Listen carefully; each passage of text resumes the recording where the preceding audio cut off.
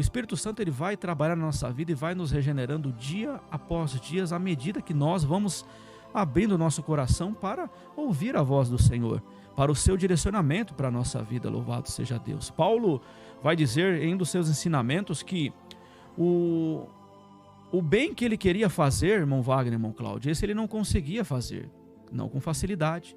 Mas o mal que ele não queria, esse ele fazia prontamente. E aí Paulo vai falar nesse ensinamento dele acerca de algo que é muito importante para a minha vida e para a sua vida, para que possamos entender a nossa vida cristã.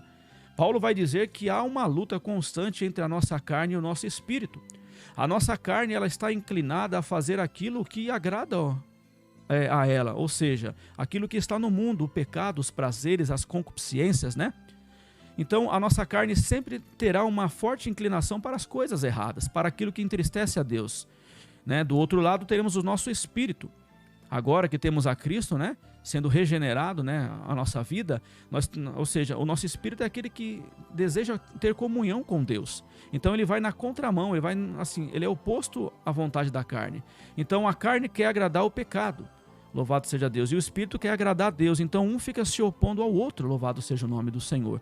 E quando nós estávamos no mundo, a carne sempre prevalecia, irmão Wagner, porque todos nós temos um espírito, e o nosso espírito ele deseja o que, irmão Wagner?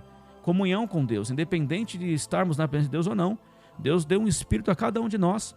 Só que quando nós estamos, na verdade, inflamados, quando a nossa carne domina sobre a nossa vida, o nosso espírito ele fica aprisionado, ele fica em prisões, ele não tem voz, ele não tem força, porque o pecado está em atividade quando nós estamos no mundo, quando ele domina sobre a nossa vida. Mas quando Jesus vem, quando nós temos um encontro com Cristo, ele nos chama das trevas para habitar na sua maravilhosa luz, né? Essa luz começa a resplandecer na nossa vida.